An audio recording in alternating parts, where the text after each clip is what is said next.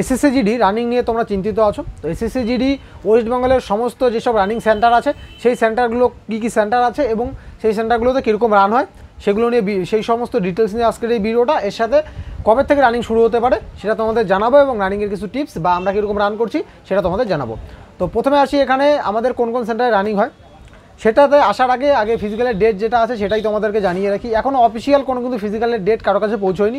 যেটা ধারণা করা যাচ্ছে বা যেটা খবর পাওয়া যাচ্ছে সেটা হলো ফিজিক্যাল কিন্তু সেপ্টেম্বর মাসেই শুরু হয়ে যাবে, সেটা সেপ্টেম্বর মাসের শেষের দিকে ফিজিক্যাল শুরু হয়ে যাবে। এই হলো ফিজিক্যালের আপডেট। এবং রানিং যেগুলো আছে রানিংয়ের এখানে আমি প্রথমে আসবো একদম শেষের দিক থেকে। CRPF Durgapur 1, CRPF Durgapur 2। তো এখানে সিআরপিএফ দুর্গাপুর 1 যেটা আছে সেটা কিন্তু রোডে রানিং হয় এবং 1800 মিটারে 2 পাক দিতে হয়। 3700 মিটার হয়ে গেল এবং 1400 মিটার কিন্তু এক্সট্রা রান করতে হয় সেখানে। তো এইভাবে সিআরপিএফ 1 আছে সেটা হয় এবং সিআরপিএফ 2 সেটাও রোডে রান হয়। এরপরে আসবো মালদা, বিএসএফ মালদা, যেটা তোমার ফারাক্কাও বলতে পারো। সেখানে কিন্তু 1 কিলোমিটারের 5 পাক দিতে হবে, মানে 5 পাক টোটাল দিতে হবে, 5 পাক 5 কিলোমিটার। এই হয়ে গেল সেখানকার মাঠের যেরকম রান হয় সেটা। এবং এরপরে আসছি আমি বিএসএফ নদিয়া 2। নদিয়া 2 যেটা আছে, যেটাকে সীমানগর তোমরা বলতে পারো, নদিয়া 2 সীমানগর। সেখানে কিন্তু 2.5 কিলোমিটারের 2 পাক, 2.5 কিলোমিটারের রান হবে দুটা, মানে যাবে আসবে এরকম, বা 2.5 কিলোমিটার রাউন্ডে একবার 2.5 আরেকবার 2.5 এরকম করে। সেখানেও কিন্তু রোডে রান হয়। এরপরে বিএসএফ নদিয়া যেটা আছে, বিএসএফ নদিয়া 1, যেটাকে তোমরা কল্যাণী নামে চেনো, সেটাও 2.5 কিলোমিটার করে, আর সেটাও রোডে হয়। এরপরে বিএসএফ মুর্শিদাবাদ, বিএসএফ মুর্শিদাবাদে কিন্তু 5 পাক দিতে হবে 5 কিলোমিটারে, 1 কিলোমিটার করে 5 পাক সেখানে। আর সেখানে যেটা হয় রোড প্লাস গ্রাউন্ড, সেখানে যেটা পরিস্থিতি আছে সেটা। আর সিআরপিএফ শিলিগুড়ি যেটা আছে, সিআরপিএফ শিলিগুড়িতে কিন্তু রোডে রান হয় 2.5 কিলোমিটার করে 2 বার। এই হলো সিআরপিএফ শিলিগুড়ির। এবং বিএসএফ উত্তর দিনাজপুর যেটা আছে, বিএসএফ উত্তর দিনাজপুর সেটাও কিন্তু রোডে হয়। এরপরে বিএসএফ জলপাইগুড়ি, বিএসএফ জলপাইগুড়ি এখানেও 2টা রাউন্ড হয় রোডের মধ্যে 2.5 কিলোমিটার করে। এরপরে বিএসএফ বৈকুণ্ঠপুর, বিএসএফ বৈকুণ্ঠপুরে কিন্তু 5 কিলোমিটার আছে। বিএসএফ বৈকুণ্ঠপুর জলপাইগুড়ি যেটা, সেখানে কিন্তু 5 কিলোমিটার শুধু এক পাকেই 5 কিলোমিটার হয়ে যায়।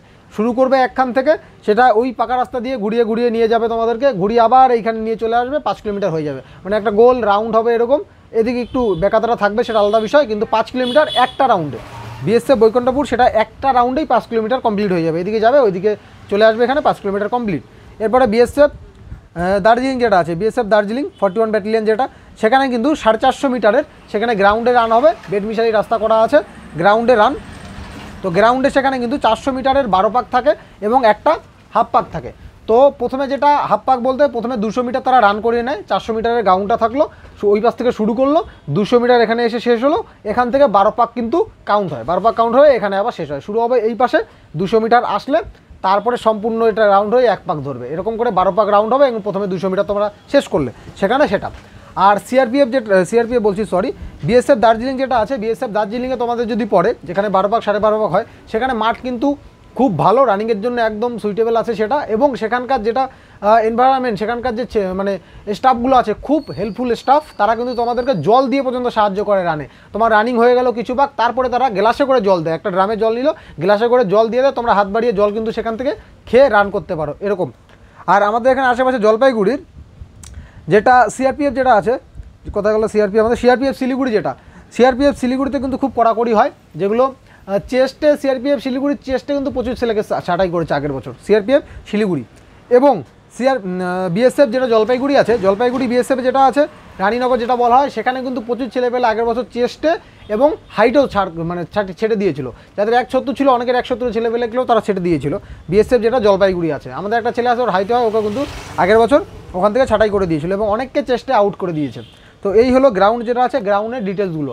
আর কোন গ্রাউন্ড সম্বন্ধে তোমাদের জানার আছে সেটা অবশ্যই তোমরা কমেন্ট করবে কমেন্ট বক্সে। আর ভিডিওটাকে অবশ্যই তোমরা লাইক করো, যেহেতু ভিডিওটা আমরা এরকম ইনফরমেশন নিয়ে বানাচ্ছি। অনেকের কাছে ফোন করে ইনফরমেশনগুলো নেওয়া হয়েছে এবং আমাদের বন্ধুরা যারা গত বছর রানিং করেছিল তাদের সাথে কথা বলেও কিন্তু এই ভিডিওটা আমরা করছি। এবং এরপরে আসি রানিংয়ের যে বিষয়টা আছে, যেহেতু রান সেপ্টেম্বর মাসে হয়ে যাচ্ছে, ধরে নাও হাতে তোমার 20 দিন বা 25 দিন টাইম আছে।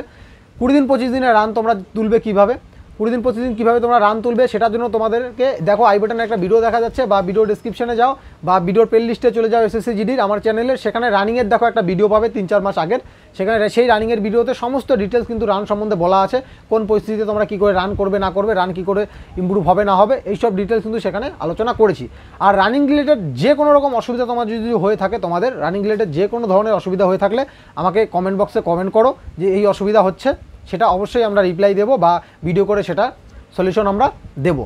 তো এই হলো আজকের এই ভিডিও ডিটেলস। আর আমাদের মাঠের যেটা পরিস্থিতি, মাঠে কিন্তু আমাদের জাস্ট রান করছে 2 থেকে 3 জন, যাদের নাম্বার একটু বেশি আছে আমাদের গ্রাউন্ডে 110 120 এরকম নাম্বার যাদের আছে তারা রান করছে, যাদের নাম্বার কম আছে ইনক্লুডিং মি, আমিও রান করি না। তো এই হলো ব্যাপার। রান এখনও পর্যন্ত ছেলে পেলে ধরেই নি আমাদের এখানে। আগে আমরা রান করতাম প্রচণ্ড পরিমাণে, এই কাটা এতটা দেখার পরে কিন্তু অনেকে রান ছেড়ে দিয়েছে, তাদের মধ্যে আমি একজন রান ছেড়ে দেওয়া।